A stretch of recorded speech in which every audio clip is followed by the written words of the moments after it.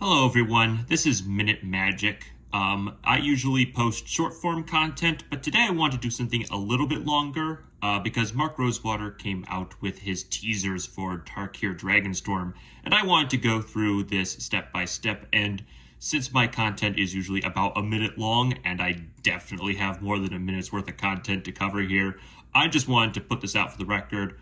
No expectations that it's going to do well, but I love these teasers. I love speculating about them. I love kind of just going through them and seeing what's in them. And I want to give this one the time it deserved. So what I'm going to be doing is I'm going to be going through every single one of the 4 pages of content he's posted, just seeing what is there and giving my best thoughts as to what these hints mean. By his own admission, these are very, very scattered pieces of information, so really they won't tell us anything about any of the cards. We can just kind of get little hints and glimpses. But as a person who's been playing for a while, I was playing when the original Tarkir came out, so I might have a little bit of insight that some other people might not necessarily have if you're newer to the game. And I just want to get started. So first up, we have just some very general conversations, kind of just hints. Starting with this first point right here, we've got a cycle of Dragonstorm enchantments. Now, what does this mean? This could honestly mean anything. A lot of these hints are very generic, and really we can't glean much about what the cards will do based off that. That being said, if I were to make a guess, this is probably a cycle of rare enchantments that they might be mythic rare, but I'm guessing they're going to be rare that have the word Dragonstorm in them, one for each of the 5 colors.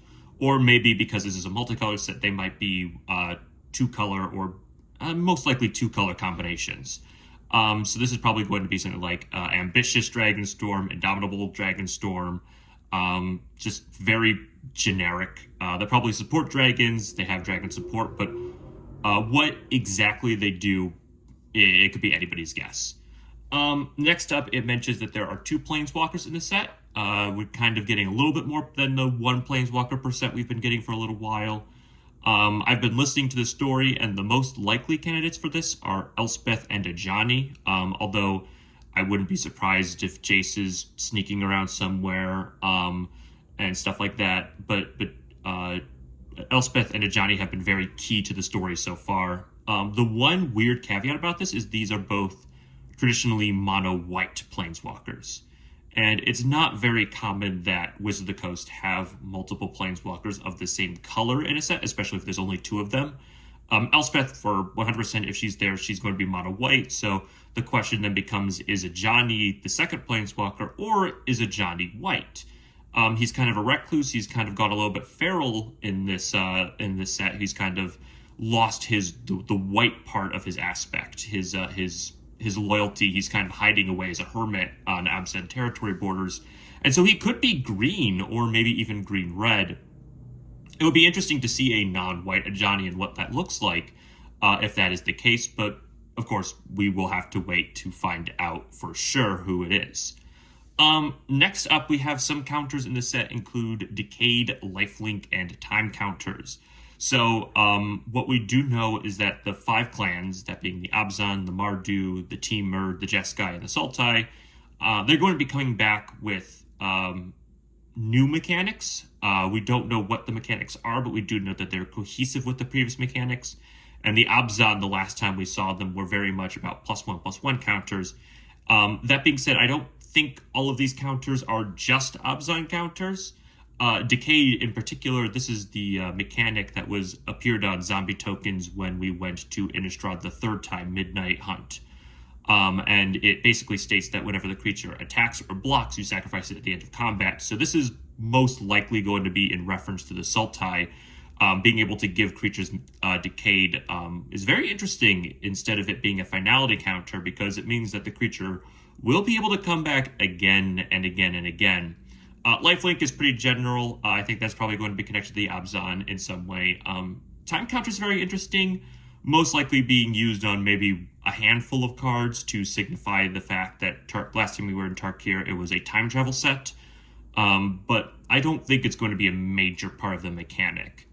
A major mechanic in the set at all. I think think it's just going to be on a smattering of cards for some flavor. Next up, we have a card that can tutor for one of two other cards. This is very, very general.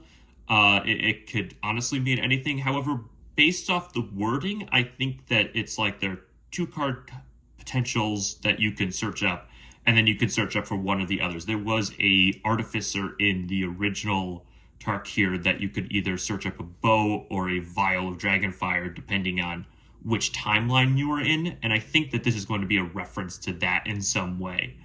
My hot take is that it's not going to be a black card. I think this is either a blue card or maybe a green card. But it's going to be one of those kind of cards where you have only a couple different options that it specifically names, and then you can search up one of those. Next up, we have a legendary enchantment. Could be literally anything. There's no way to tell what it says, what it does based off of this. That being said, I am kind of curious. We do know that Tarkir right now is being affected by the Dragonstorms and is literally changing. So this enchantment could be a reference to that effect. We do know that we already have the cycle of enchantments that are Dragonstorms, so maybe it being like the epic Dragonstorm is a little bit less likely, but I don't know, that's just some speculation right there. Next up, we have a Hydra that uses a clan keyword. This is either, in my mind, either a Sultai card or an Abzan card. Hydras, of course, usually connected to +1/+1 counters and stuff like that, so that would make sense for the Hydra to have something connected to that. But when it comes to the world of Tarkir, the kind of the snakeness of the Hydra really more ties it to the world of the Sultai. So I can imagine this being a graveyard-based Hydra. I don't know what the Sultai's ability will be. I have a suspicion of what it isn't, and we'll get to that later. But some way to kind of be fueled by the graveyard and based off the graveyard and grow based upon the graveyard would be pretty interesting. And also put it in Zaxara colors, which is great. A common archetype theme gets an ability word. Now this is, honestly, I have no idea what this could mean. This is probably the most important of these teasers, and it's the one that I have thought about the least and probably should have thought more about before I hit the record button. What I'm thinking is it's either like a spell slingers get some kind of a theme, or I doubt it's artifacts.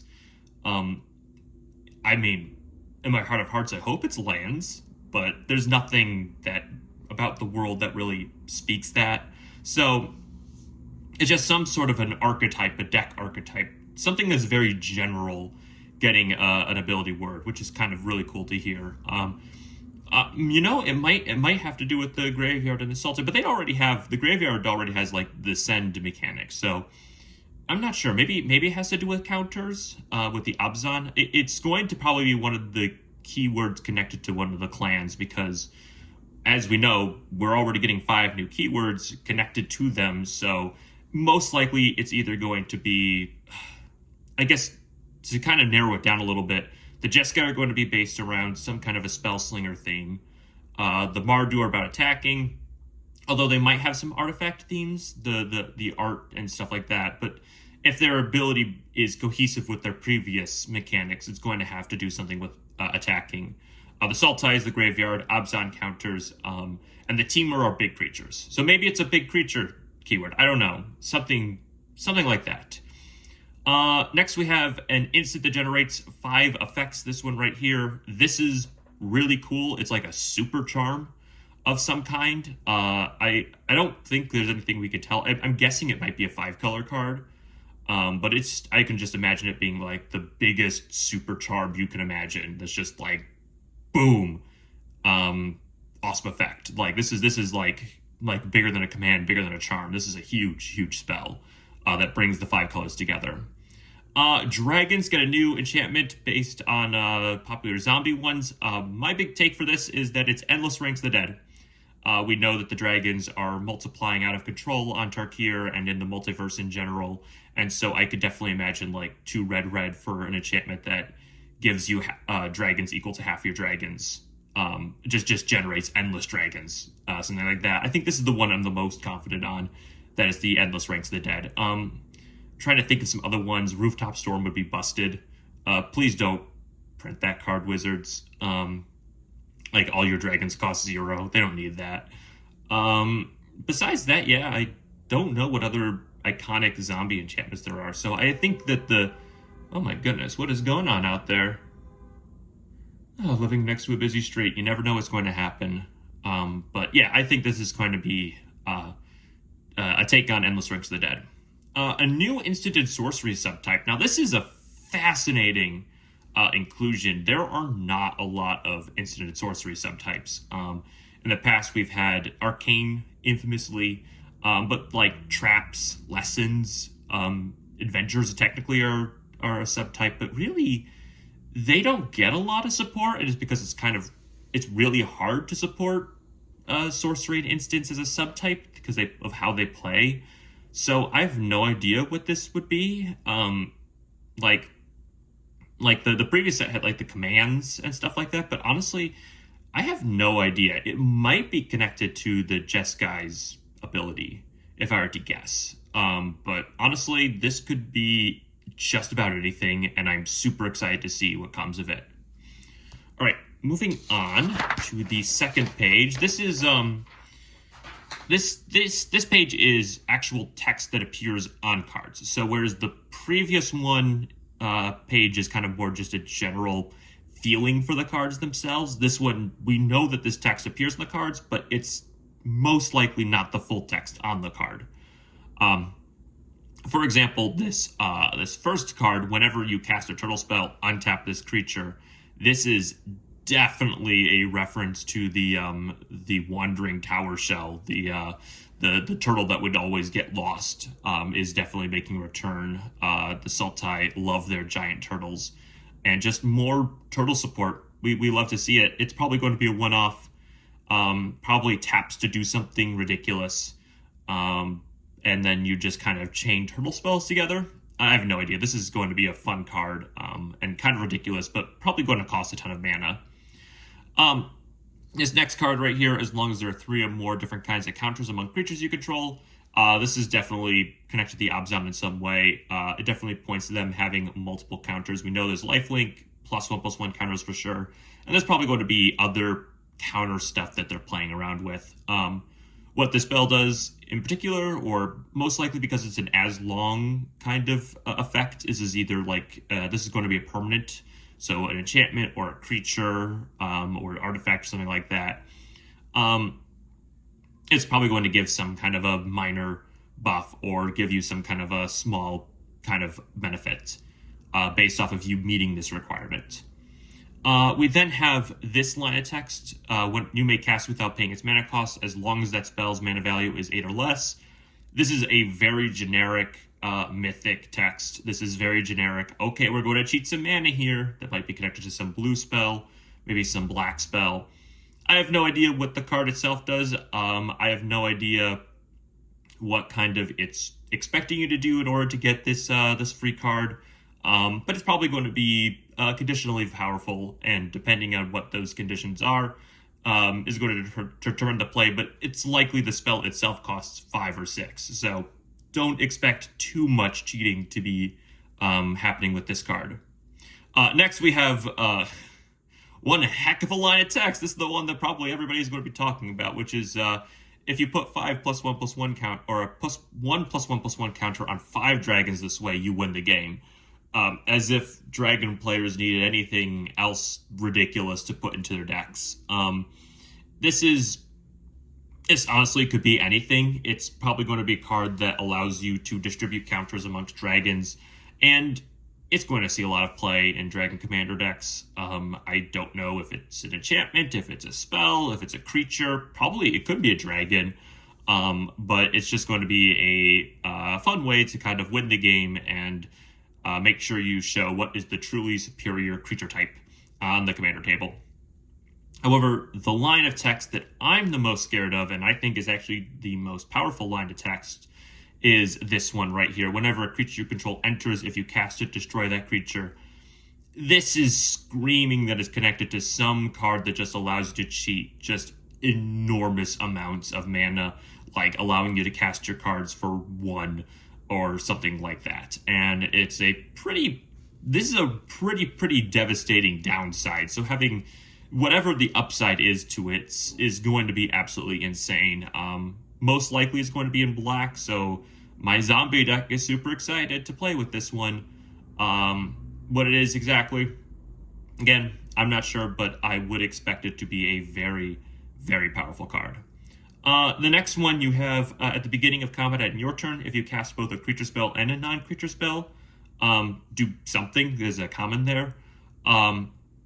This is very interesting because it's tying together the themes of the Mardu and the Jeskai in an interesting way. We know the clans are going to be at conflict, but there might be some places where they have overlap. And in this case, this could be a red and white card of some sort that's looking for you to kind of cast both creatures and non-creatures. It could be only Jeskai, and kind of you're bringing in that non-creature element and kind of trying to be tricky with combat and stuff like that. It's a very interesting trigger, and having both of those happen before your combat step is very intriguing. Next we have, then if creatures you control have toughness 20 or greater. The one thing I don't think this is not an alternate win con. We already have one up here, so I doubt that has its own win condition connected to it. This is definitely an Abzan card. They are all about having the big toughness, the giant walls. I don't know what it could be. It could just be a giant effect, like you gain a bunch of life, or you draw some cards, or something like that. It's sort of, maybe it gives your creatures like indestructible, something like that. So definitely some kind of a card that references the huge army that you're going to be building with the Abzan. Next we have, during your end step warrior tokens, you have this can't be sacrificed. This is a very intriguing line, and I think it's one that you have to be careful with.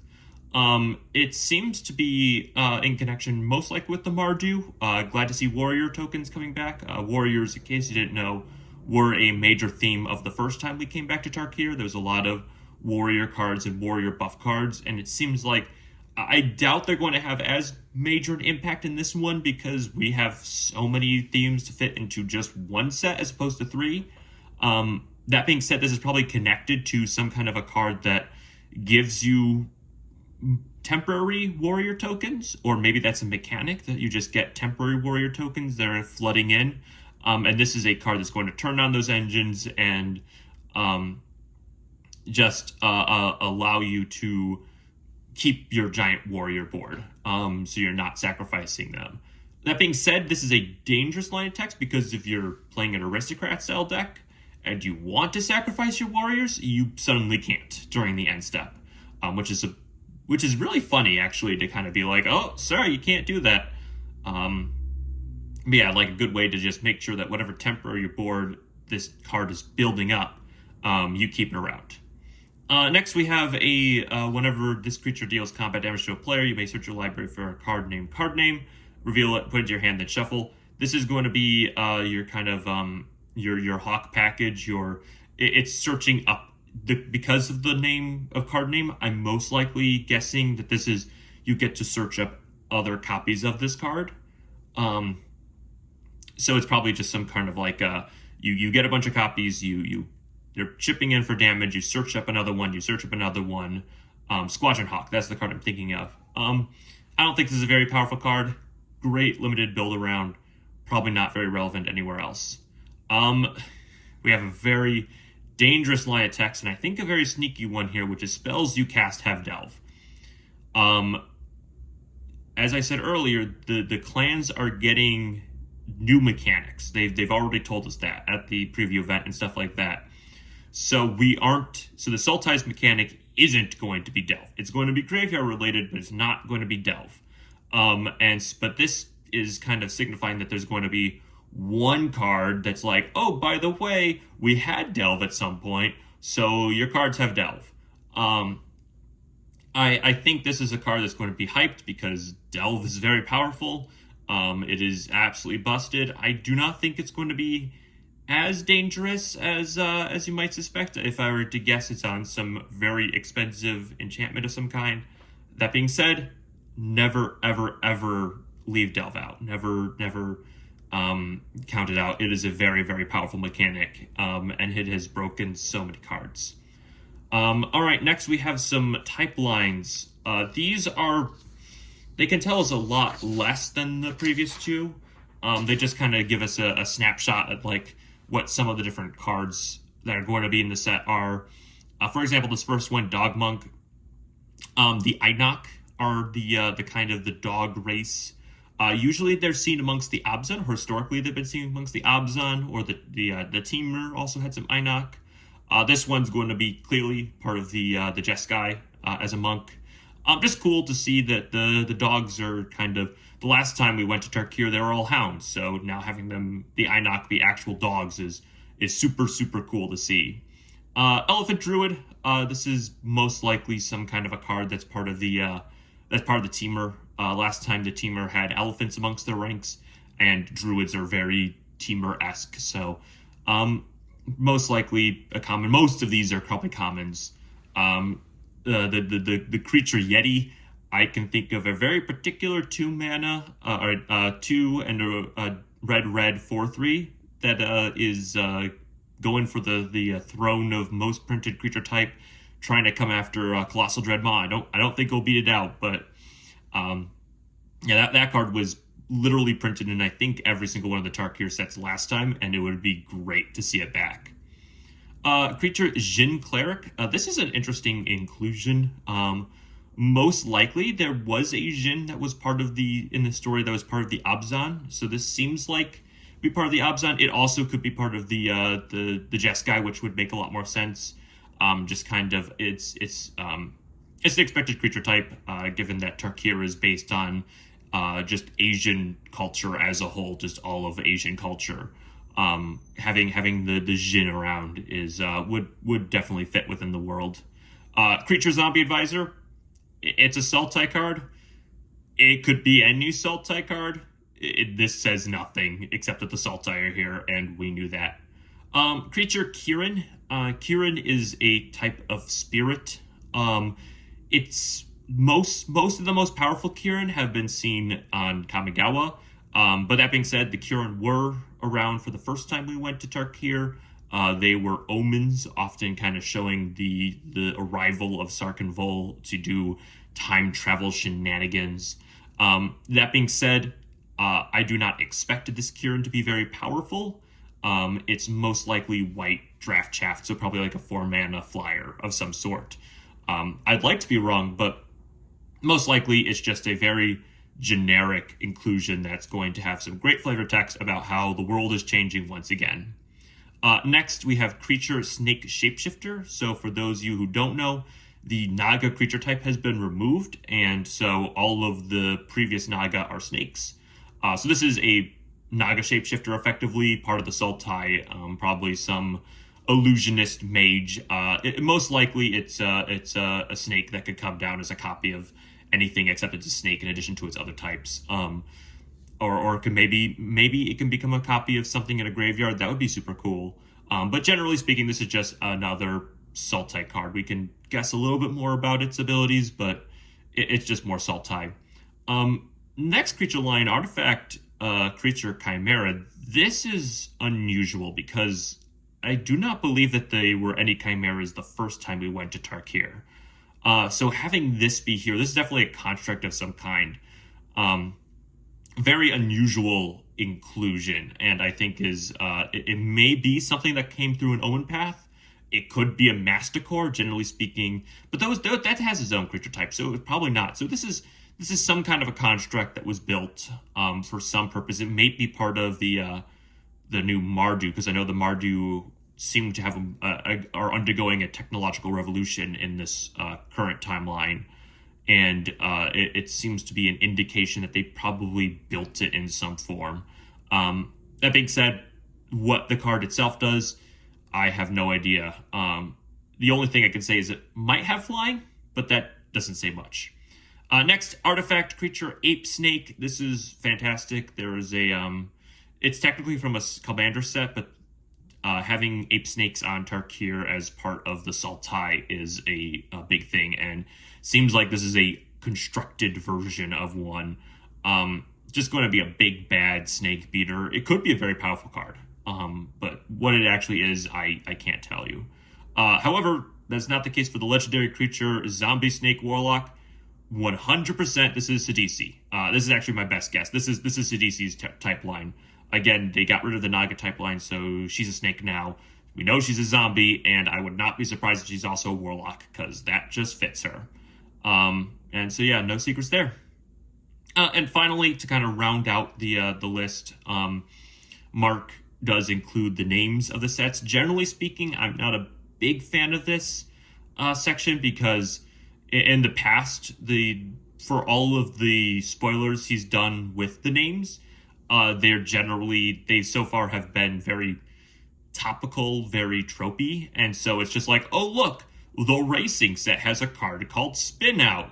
Oh look, the haunted house set has a card called Stay Quiet. Oh look, the Wild West set has a card called This Town Ain't Big Enough for the Two of Us. And it's just like, look at the cards we put in. That being said, I think Tarkir is the first non-tropey set that has come out since he started including the names, outside of maybe like Mark the Machine. And so we might be able to glean a little bit more about the cards from this one. I'm just going to kind of go through. All Out Assault probably has red in there somewhere. Some kind of a red enchantment that allows you to attack a bunch of extra times. Cruel Truce, probably some kind of a black card, probably making you lose life in exchange for card draw. Desperate Measures. It seems like a very familiar card name, as if this might be a reprint, but if it isn't a reprint, probably some kind of a... It's going to be a card that allows you to sacrifice something in order to get some kind of a benefit. This is why I don't particularly give a lot to the names, because like I have no idea what these cards will do. Dragonologist, this is going to be some sort of a creature that allows you to probably make your dragons cheaper, just add to that collection of cards, or maybe it'll allow you to draw cards based off of dragons. Most likely not going to be a dragon itself. 100 Battle Veteran. This is probably going to be a rare. This seems pretty interesting, probably a warrior of some kind. Something to do with the fact that it's fought 1,000,000 battles, or I guess 100 battles exactly. That's just such a cool name to have on a card. Lightfoot Technique, probably some kind of a Jeskai card. Probably an instant technique, could be a sign of what that archetype is. The spells might be techniques, but I don't know. The spell type could be technique, but honestly, I don't know. This one probably gives you flying or unblockable or something like that, very cheap. Rescue Leopard. This is exciting. Probably some kind of a cat. I have a cat deck, so I would definitely like to see what the Rescue Leopard does. Probably somehow comes in and bounces a creature back to your hand or something like that. Protects a creature, gives it indestructible. Just some way to kind of flash in, make sure your creature stays around while being a cat itself. Seize Opportunity. Probably some sort of a like this is red or black spell, I guess, that allows you to maybe take control of a creature. I'm just kind of like flinging walls. Like the names could mean anything. Stillness in Motion. This is another Jeskai card. Just some sort of a. This one's probably blue, maybe white, but just allows you to do something cool with the Jeskai. And then finally, War Effort. This seems like some kind of a giant enchantment that allows you to just mobilize a ton of creatures or resources for combat purposes. So yeah, that was the whole spoiler video. Definitely glad I didn't try to fit this into a 3-minute video, because it sure wouldn't have fit. Yeah, the stream that kind of debuts Tarkir Dragonstorm officially begins on the 18th.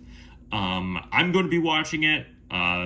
And I'm definitely, when that comes out, kind of whenever there are cards I find particularly interesting, most likely lands cards, because that's the project I'm working on. But anything I kind of, yeah, I'm probably just going to be sticking to the lands cards for a lot of the preview stuff, because I'm working on that project. But definitely, at some point, I'm very curious to see if my predictions come true, and I am very excited for spoiler season. It always feels like Christmas time when spoiler season is here. So, yep, thank you if you've stuck around to this point, thank you, I appreciate it greatly.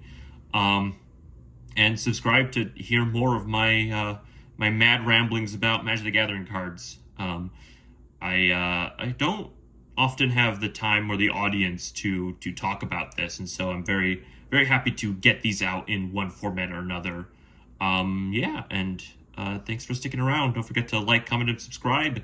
And I'm going to be here every day.